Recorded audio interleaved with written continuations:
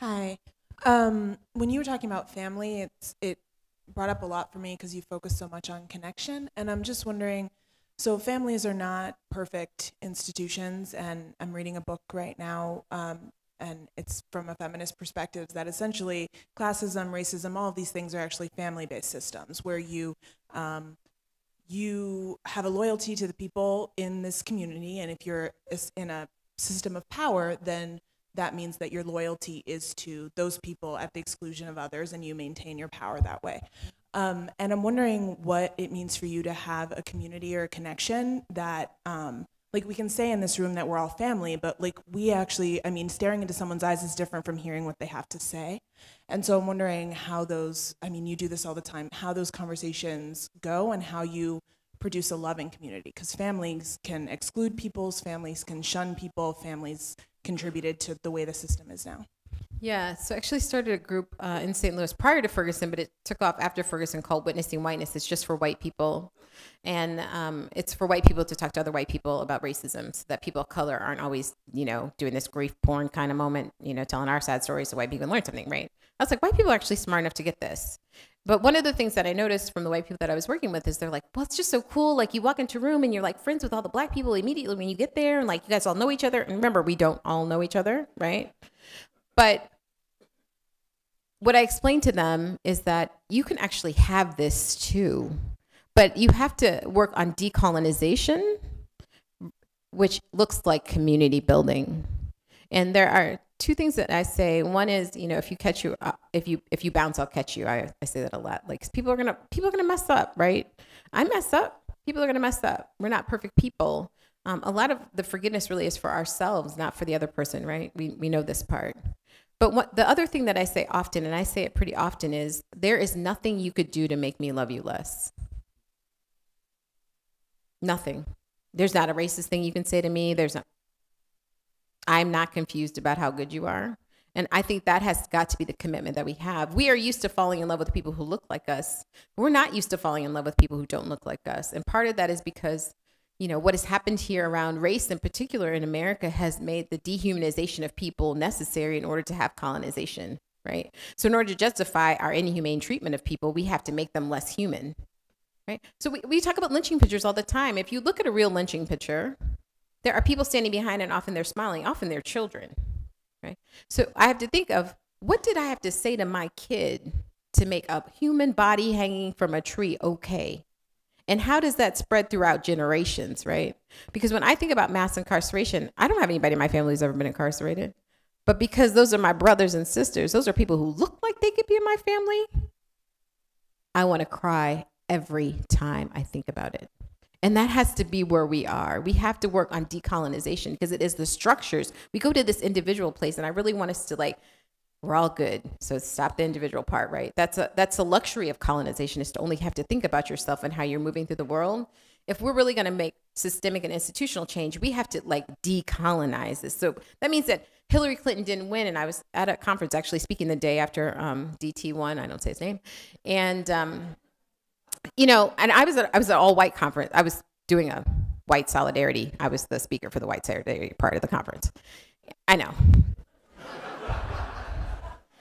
But what I said is, are you upset because your colonizer didn't win? Yeah. Because if we're talking about really creating something new, we actually have to create something new, right? So it isn't enough that, kids are going to the hospital and some kids are getting treated better than others, or your loved one. It has to be something new. It means that what we are fighting for, we are deeply entangled with each other around, and not just our own personal interests, right? My next talk is on Palestine, but they're my people. And so we have to expand the notion of just the biological people being your family. Because if I was telling you whoever got shot last night was your people, how we respond to that. And I'm going to say this really quickly, is that sometimes we're afraid that we're going to never stop grieving. And what I will tell you is that has never been true. But if you don't grieve the loss of something, you can't fight for what you'd actually like to see. You're still stuck in your grief. How many people have ever seen somebody and they're still stuck in their grief? And all you want for them is joy? Because joy comes next. So if we could get less afraid of being afraid and more excited about being in love, in real terms of love, we would move in such a spirit that fear would not impede our progress, that fear does not get in our way.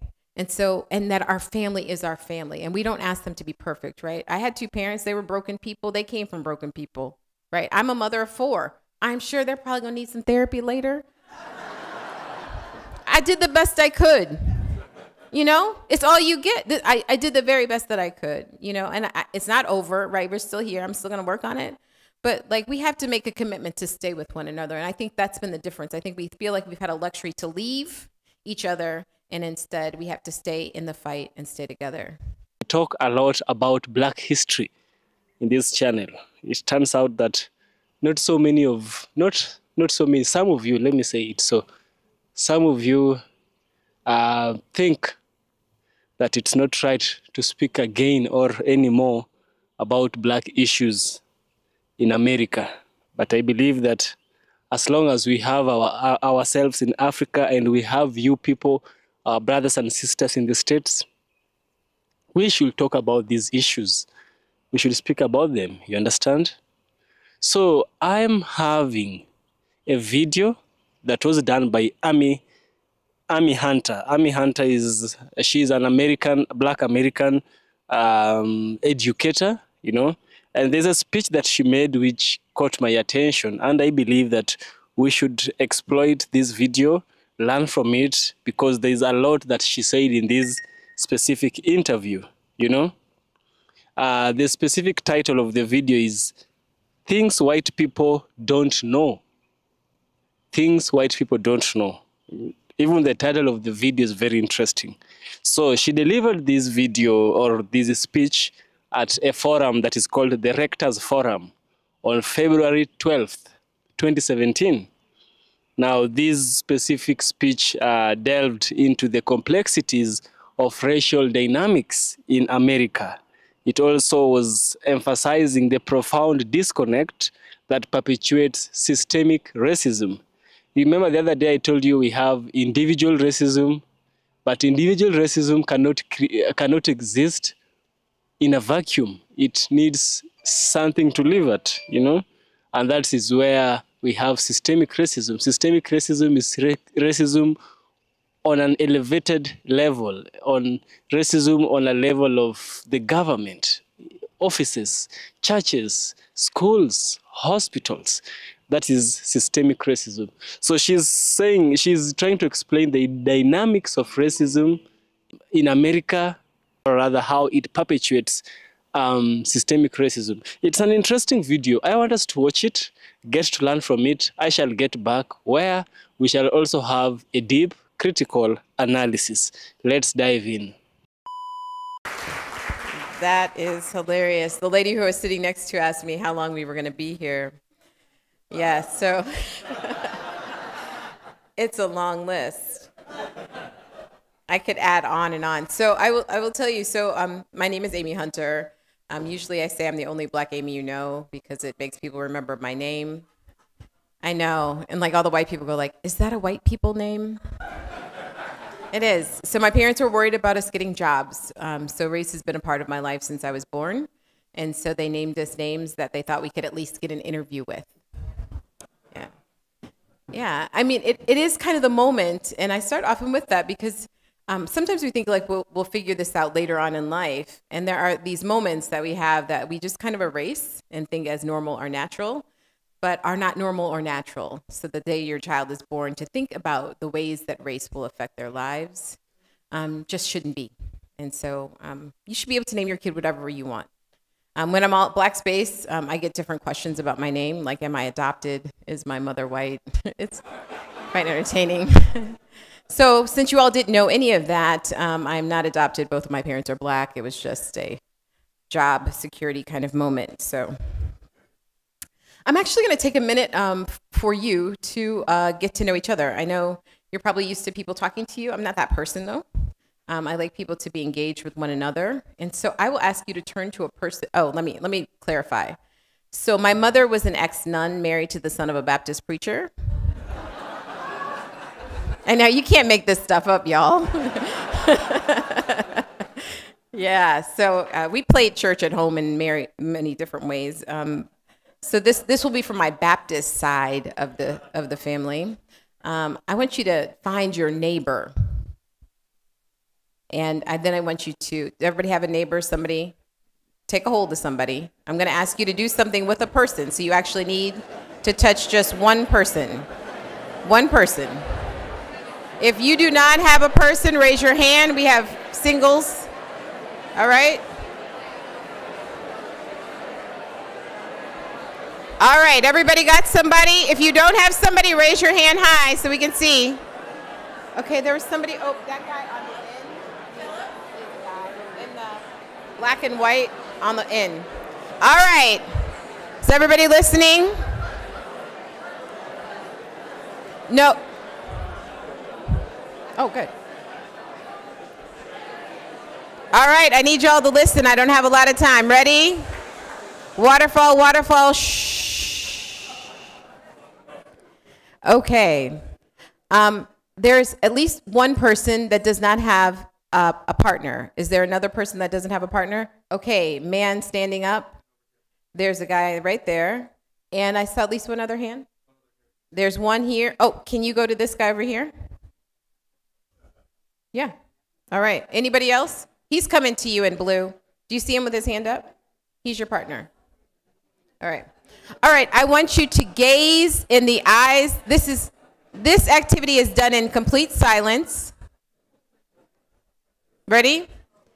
I want you in complete silence to gaze in the eyes of the person you are sitting next to for 1 minute. Complete silence.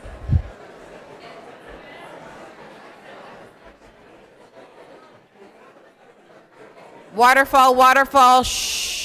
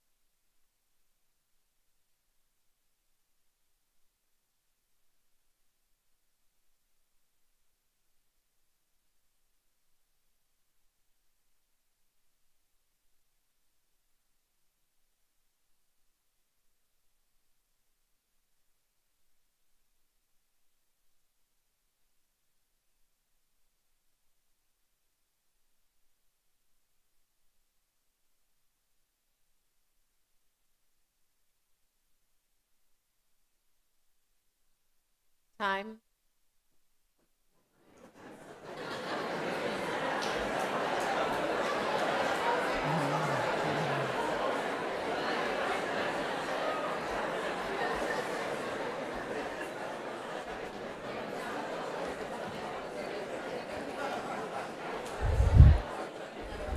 So I actually saw this as an art installation and immediately said this has everything to do with diversity.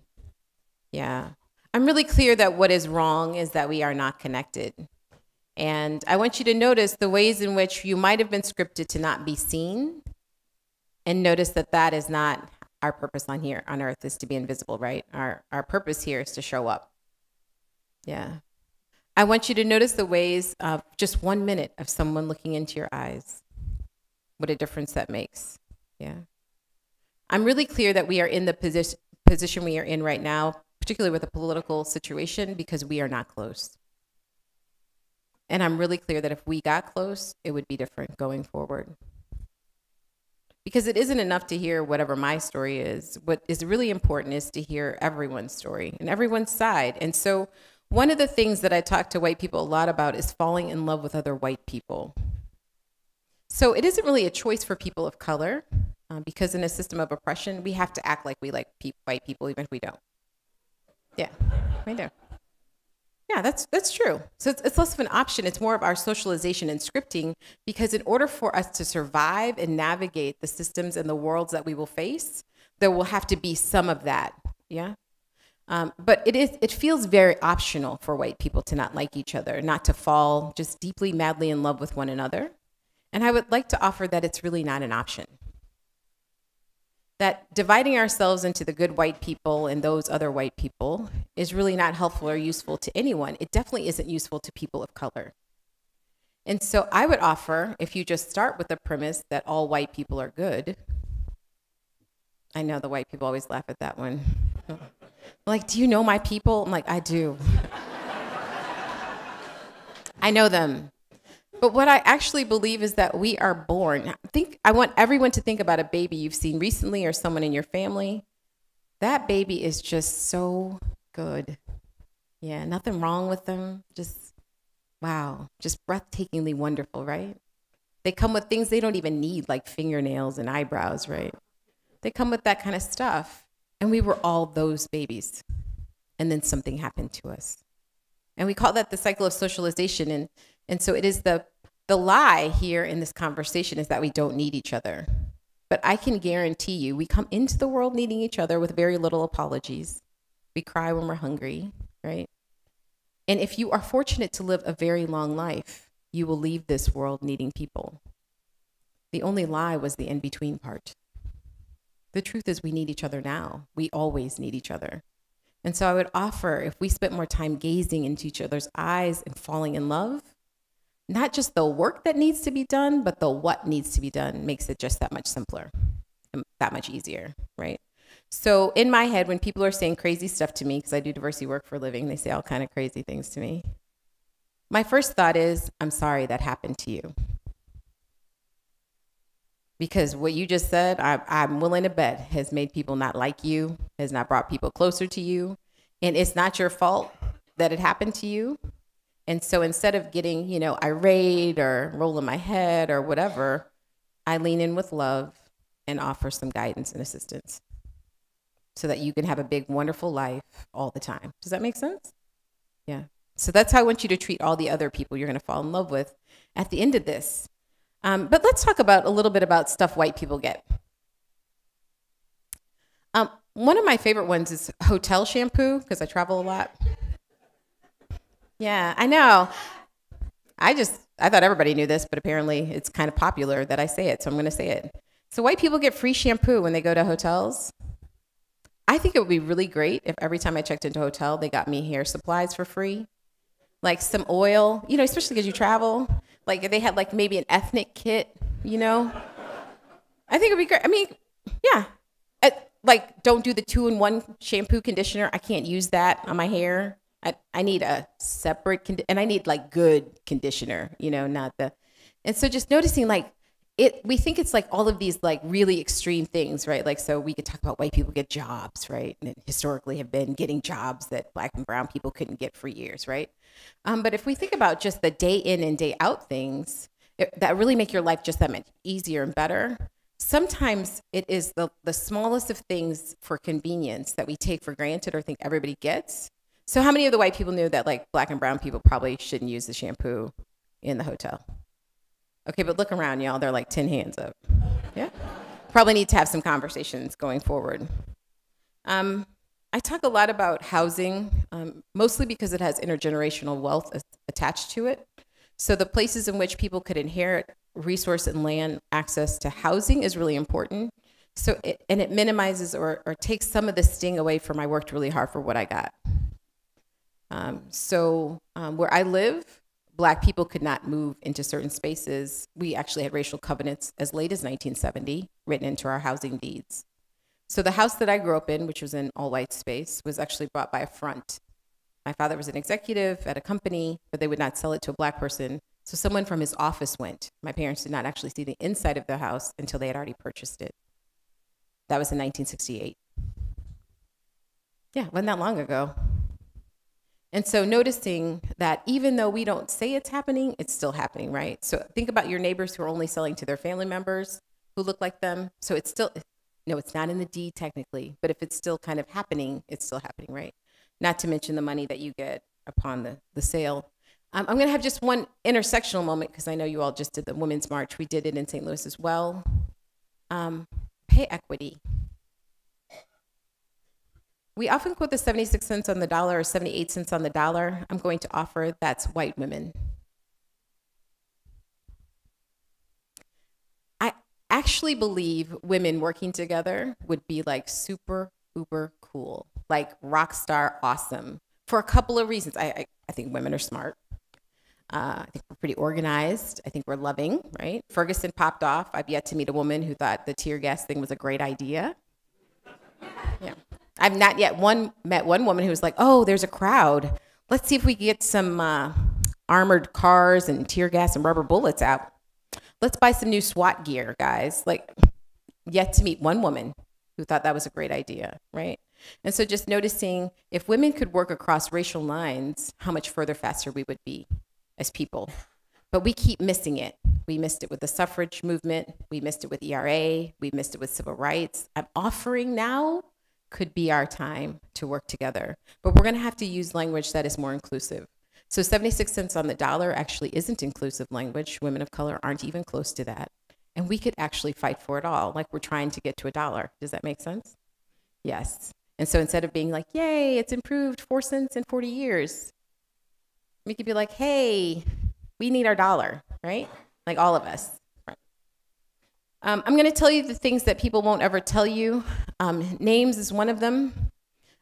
Yeah. So in the US, white dominant culture, nicknames, if my name is Kathleen, often I will get a nickname like Katie or Kate, and it's a way of being endearing. It means I like you, love you. That rule doesn't actually translate across racial lines, though. So if my name is Shinkashay and you call me Shay, not only have you disrespected me, you've disrespected my mother. We have nicknames too, they just often don't go with our name. Like my Uncle Pete's real name is William and he's married to my Aunt Jean, whose real name is Martha.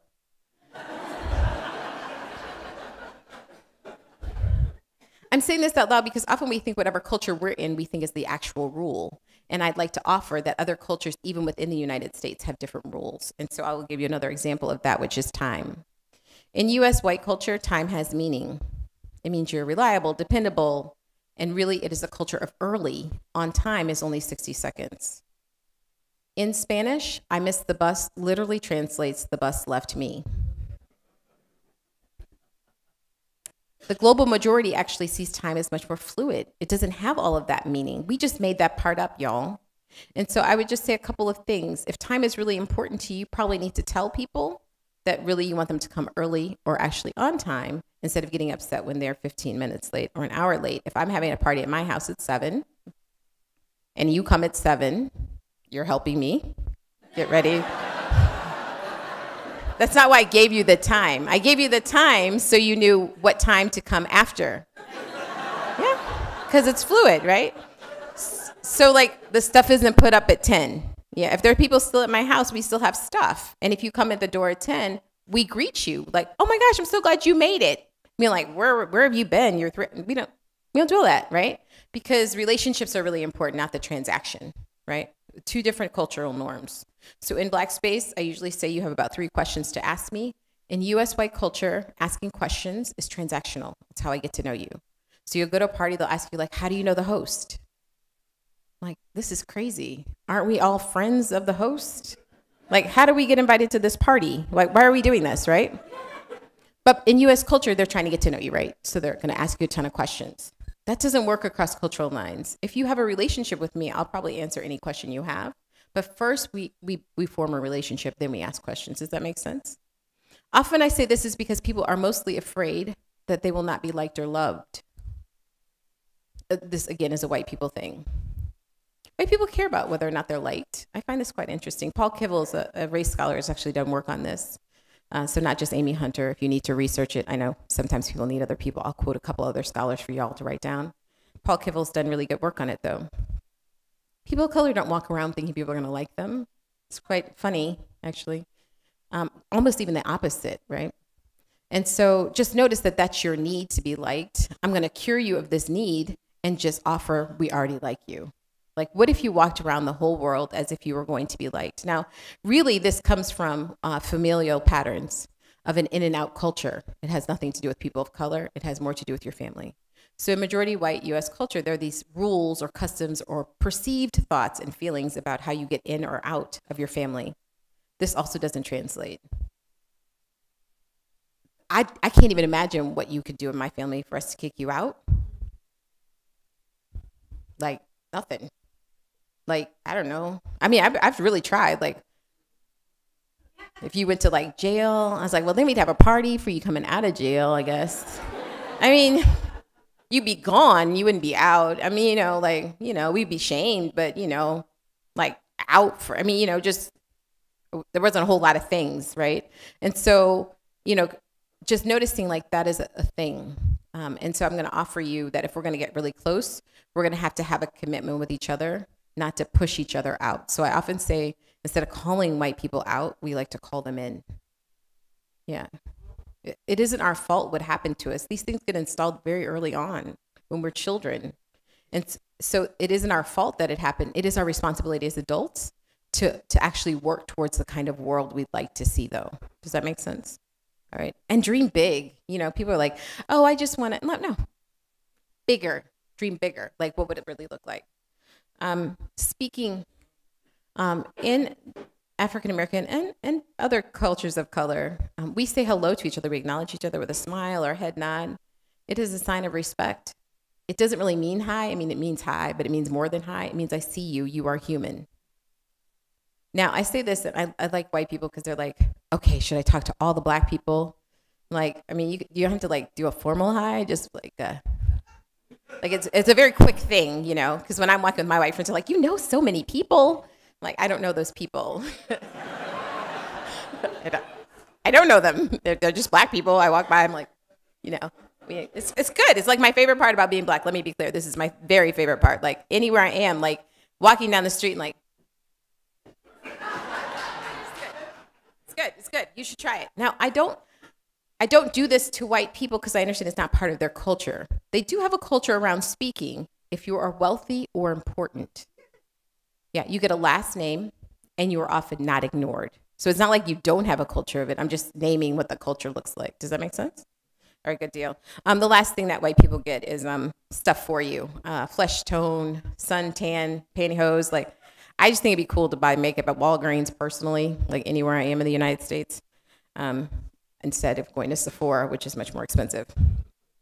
All right, really quickly, there's some words that don't translate across race, so I'm gonna briefly talk about those. Community is one of them.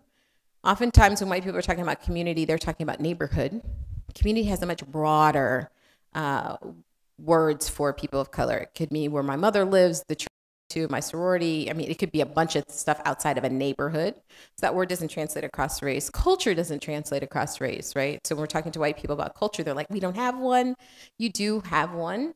It is really just kind of peeling back what that actually looks like, right? So I mentioned time, I mentioned speaking, I mentioned smiling. If you go outside of the United States, they think it's funny that Americans smile. They think it's very false, and it's just a funny phenomenon, but it is a cultural phenomenon. Does that make sense? So just getting to notice what it is. Good has coded language. Hair is something that doesn't translate across race. I know. So there's no hair touching. Just, we're going to put that out there. You may not touch my hair. Yeah. I know you're curious, but you're not going to do that. You're not going to do that. Yeah. It comes in different textures. It's interesting. Yeah, it is interesting. Yeah, no touching of the hair, though. The other part is about hair combing. So part of the conversation that we have privately but don't have publicly is if you have children of mixed heritage or African American heritage and you are not combing their hair, it's not kept, there is a perception that you are not loving them. So it's not just about the kind of hair you have, it's that love looks like I sat this daughter in between my legs. We had this beautiful conversation about how wonderful she was as I was trying to get that part exactly straight for my people. And her hair looks nice. It is a sign or a symbol of care. It's not just about hair. So I thought I would help you all out with that. And then fear. Fear doesn't translate across race because what we are afraid of is different. I'm more afraid of what will happen if we do nothing. It is why I was active in Ferguson. I had nothing to lose. I wasn't afraid of being tear gassed. I wasn't even afraid of being killed. What I was afraid of is getting a phone call. that my son had been the next one. That's what I was afraid of. And so just understanding what fear looks like. And then the last one is love.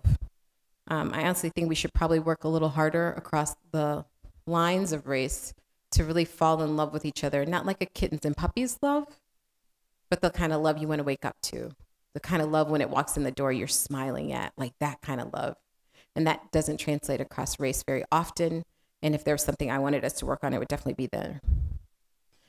Things that white people don't know about education is honors classes and AP and gifted programs are also often racially based. Your child really is not that smart. I thought I would tell you that today. They're not. In the city that I live in, the school district, the high school is 90% African American. The honors classes are 90% white. Even I went up to the school and said, you don't honestly believe all the white people are brilliant and none of the black people are? Not like 2 or 3, right? And so just noticing like how we use these tools in the system of education, not to mention our curriculum, our teaching staff, which is not always culturally competent in the system of education, and how that hinders the progress we'd like to make. Zoe Burkholder is a race scholar that talks about the use of the white box and how we implemented it in the system of education here in the United States to groom white children and how to check the box. So prior to the box of white, there were ethnicities that came under that box. When we started talking about land distribution and things that you would get because of your identification around race, the box was created and we used the system of education. Margaret Mead was one of the scholars that worked on colorblind rhetoric, which we're still fighting today. She apologized many years later, but it's up there. Does that make sense? So noticing race in schools is really, really important, and who is represented and who has citizenship statuses. My latest and greatest new job has been in healthcare. I talk a lot about trauma-informed care with a racialized perspective. I've said publicly, and I will say today, trauma-informed care has become the newest pimp on poverty. I've seen it's now replacing character education. We cannot talk about why children of color are traumatized without talking about the systems that are leading to the trauma, or how the system of education in particular might not only be triggering, but re-traumatizing children. So if a child is walking into a space and they are never learning anything positive about people who look like them, never hearing anything positive about how brilliant they are, and having some teacher tell them that they're there to do something other than to coach and groom the brilliance they were born with, it is traumatic. And so I ask our trauma-informed care people and all of our educators to look inward, not outward. We act like poverty is this new phenomenon for people of color. So let me help you out here. There's never been a point in US history where all the black people were rich and now they're poor. That would be traumatic. Black people in America have always been poor. Why is this a new, oh, they're poor, this is traumatic? I'm like, well, you know, we've been working through this, right? Why are we still where we are? Why are we landlocked into certain spaces, right? Why can't we buy houses in certain places? Why is this? How has the housing market and jobs affected intergenerational opportunities for Black and brown people, right? So I work in healthcare, and when I look around at the presidents of hospitals across the country, I could almost name the Black and brown presidents. We know that employment drives down crime. This is not something that's magical. It is something that is proven. And so if we are truly trying to get people out of poverty, employment would be one of the ways that we do that. Does that make sense? That means that all kids are going to have to be able to take their books home, that one-to-one should be normal language that we are using going forward, that we make it happen. In St. Louis, where I am from, out of the 25 top zip codes, we have 3. This is not about money. We know how to do good schools. We know how to do this, and we know how to do healthcare. So one of the things that we have to talk about is mental health as it looks in brown and Black spaces. That means we probably need to stop over-medicating and under-medicating kids of color, that we need to take a real look at what that looks like going forward, that we need to get services. If I got to have it any way that I wanted, every school resource officer would be replaced by a therapist or 2. And they would also support the teachers, not just the children. So it has to be a real conversation that we have.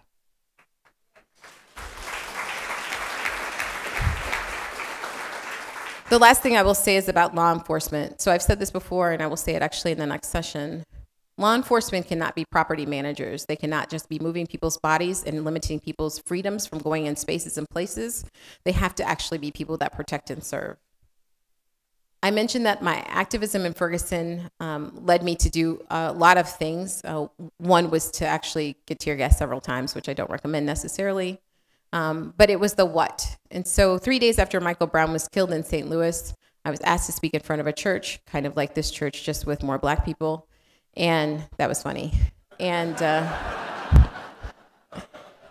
I know, I'm just funny by nature, I hate to tell you. But I told a story that I had not told in 10 years prior to that moment. And I had not told the story because every time I told the story, I cried. And the story hit the wire, which it took me about 4 days to figure out why it was news. So I'm the mother of 4. God has a sense of humor. I had twins first. Yeah, I don't gamble or drink for this reason. Yeah. That's really true. I'm like, no, I'm really lucky. I had 2 kids on the first try. But when our boys were about 10, so we had this conversation, much like my parents had had, having boys, we had a conversation about when we were going to have the conversation with our sons to give them the talk. And we had decided, my husband and I had decided that we would give them the talk when they got to be as tall as I am, and I am 5 feet tall. So they were just 10. It didn't take long to get to be 5 feet tall. And so we sat our boys down, Andrew and Ashton, and we gave them the talk about what to do, what to expect. And we said the things that you have now heard probably over and over again since this moment 2 years ago. And they agreed at 10. They shook their heads in agreement. We told them, this is not the time to stand up for yourself. This is not the time to express your civil rights. This is not time to be indignant. This is not time to question law enforcement. We need you to do whatever they say, no matter what they say. We need you to do whatever they say because we want you to come home. We don't want to identify your body. We don't want to sit on the front pew. We want you to come home. We will handle whatever happens after that as long as you can get to us. And so at the age of 12, my son Ashton was stopped by the police. He had been dropped off in a neighborhood. We live in a college town where there's shops and stores in the middle of the day, beautiful day, and his friends were drinking. And so he decided to leave his friends and walk home. Maybe a mile away from there. And on his way home, he was stopped by the police at the age of 12. And so he came home and he was flustered. He had remembered what we said, but he was flustered. And so he starts asking me questions. He said, I don't understand. Like, I'm wearing Sperry topsiders and khakis and a polo shirt. It's tucked in. I have my belt on. Because in his mind, as long as he looked a certain way, what we told him was going to happen wouldn't happen because he was 12 years old. So he's trying to make sense of this. And at 12 years old, I knew, and then he knew what he was wearing would not matter. And so he asked a bunch of questions. Is it because of my race? Is it because I'm black? And I said, you know what, Ashton, I don't know. Maybe. He asked so many questions that day, and it was his last question that got me. So he looked at me and he said, Mommy, I just want to know how long this will last. And I looked at my 12-year-old son and said, for the rest of your life. I went to Ferguson, Missouri, because I don't want that to be true anymore. I actually don't want us to have the conversations with our children and then to have the answer that I had to give my kid that day. I think we could change it, not just in law enforcement, but in education and in healthcare, in every place that we are. But we have to be not only deeply committed, but we have to be deeply connected with one another. And so I ask that you do this work, not for me and my kid, but now that you've heard my story, if I called and told you something happened to one of my children, you would grieve too. And so I need us to act like it's our kid out there on the line. And if you know anything about mommies, we fight like hecky do for a kid, right? Like 7 or 8 times getting tear gas, getting shot with, right? I'm willing to do that because I would rather die fighting for my children to be free than to live watching them be captive.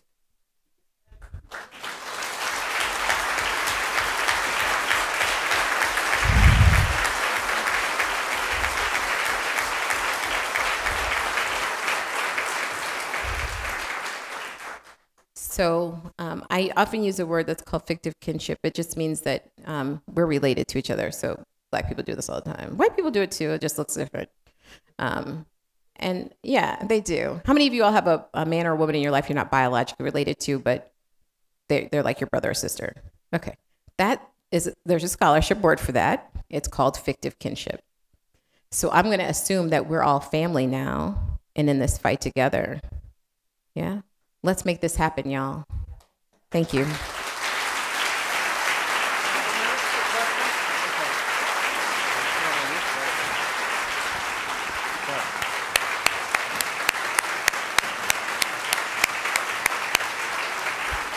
We actually have a couple minutes for questions. Go, Valerie. Valerie's right there. Good morning. Thank you so much for being here and for speaking truth. When I woke up this morning, I saw a Facebook post from our Senator Holly Mitchell, who's here in California, as well as dear friends who were posting about Tashara Jones, who's running for mayor. And I'd like to know what we on this side of the country might be paying attention to in regards to her editorial piece, which I thought was quite provocative. Yeah, so Tashara Jones, sorry, local politics for a second. Tashara Jones is in St. Louis. She's running for mayor. She's an African-American woman. She would be our first African-American woman mayor. She is the most qualified candidate out of all of the other candidates. But the men have been coming for her quite heavily. You can imagine in a sexist society, anytime she stands up for herself, she's labeled.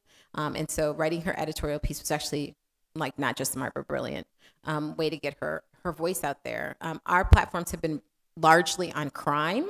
So if you hear her opponents, they're talking about reducing crime and being tough on crime, which of course has played really well in the US.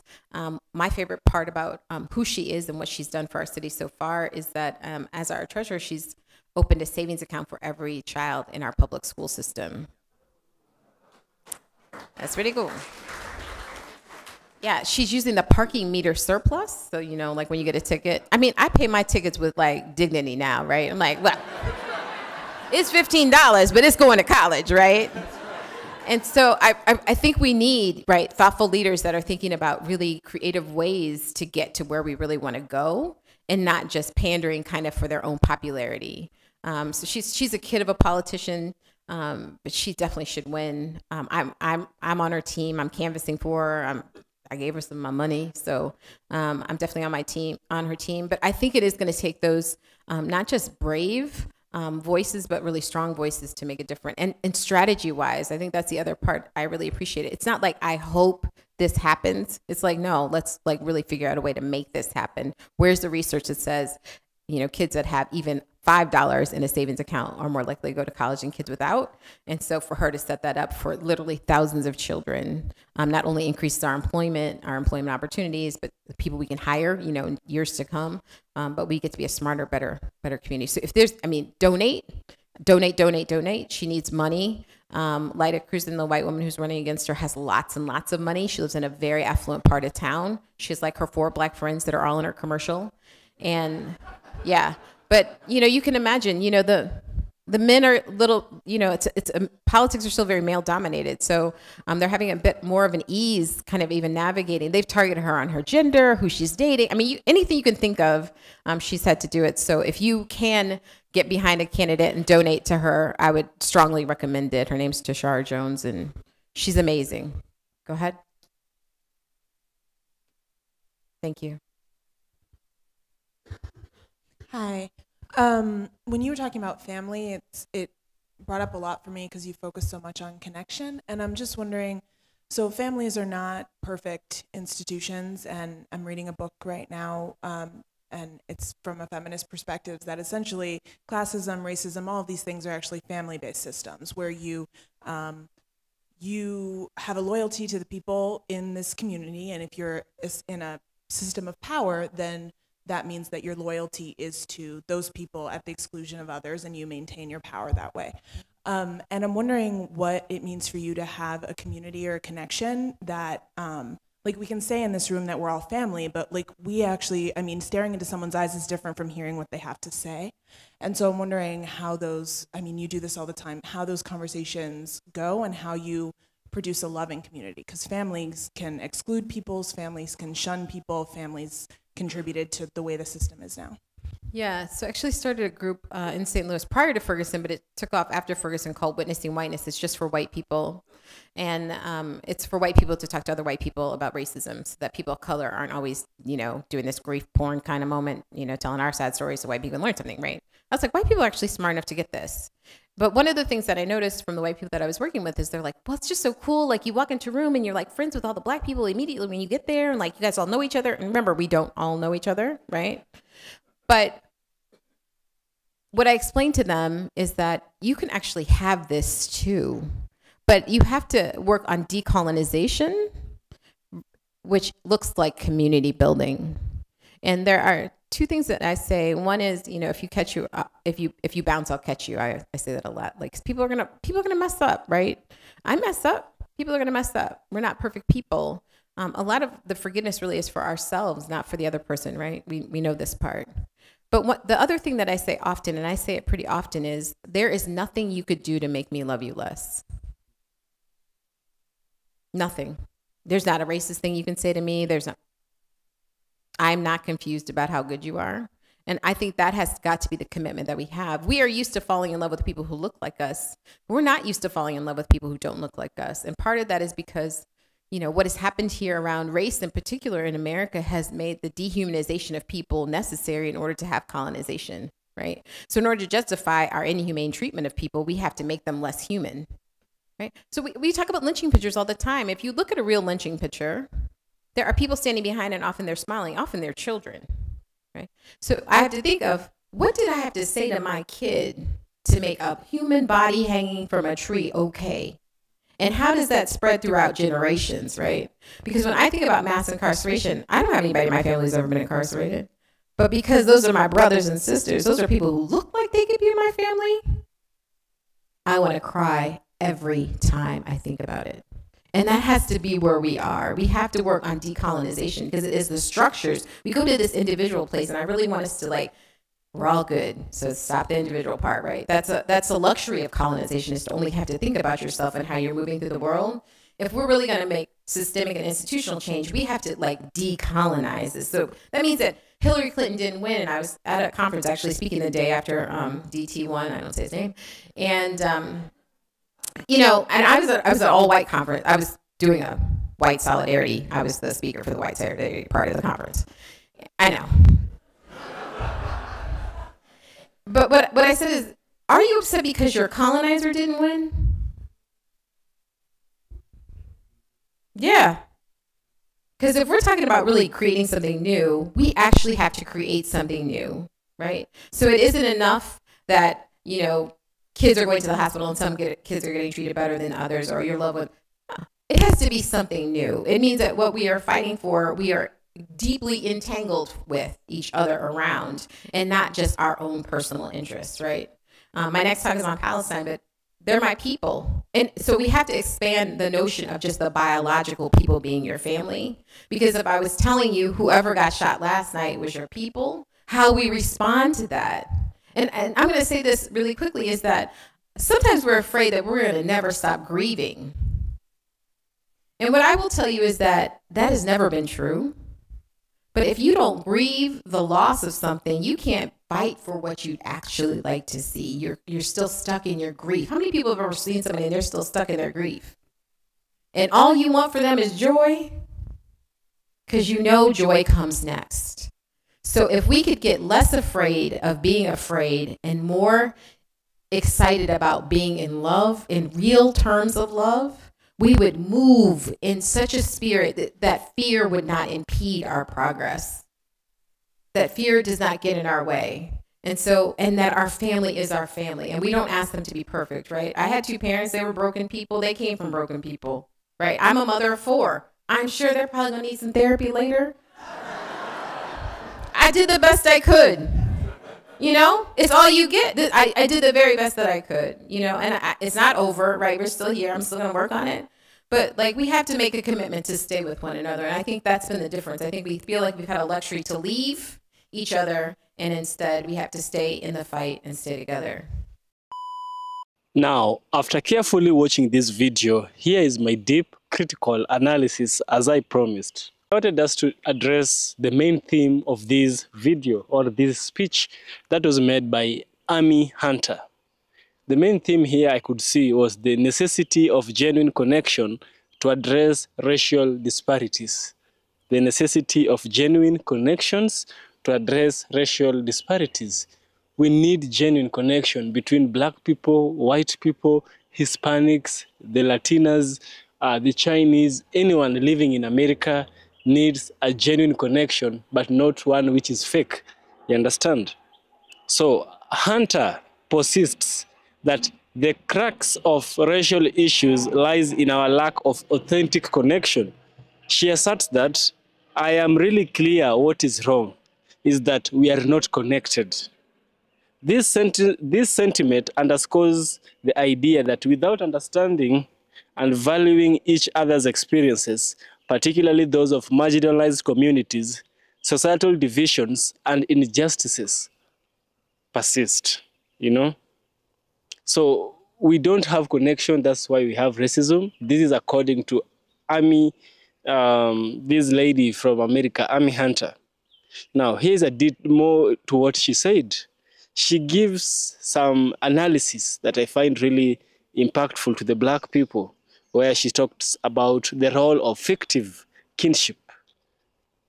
Hunter introduces the concept of fictive kinship, where individuals treat non-relatives as family, fostering deeper bonds and empathy. She believes that adopting this mindset can bridge racial divides, encouraging people to fall in love with one another and collaboratively seek solutions to systemic racism and problems. This approach that is being implemented or that is being proposed by Amy Hunter challenges the prevalent individualistic culture, promoting a collective responsibility towards justice and equity. The second one is cognitive dissonance and the privilege. Amy Hunter discusses how cognitive dissonance allows privileged individuals to rationalize systemic injustices, maintaining their conflicts without confronting underlying issues. These psychological mechanisms enable society to overlook structural inequalities, as acknowledging them would require significant shifts in perspective and behavior. And this thing of cognitive dissonance was explained by Joy DeGray, where she says that the people who are racist, the whites who are racist, and enslaved Africans or black people, if you like, these people, they had override their cognitive dissonance. And cognitive dissonance is that thing you feel, you do something, and then you have a conflict in your mind that disagrees with what you've done. So you know that stealing is wrong, but you go ahead and steal.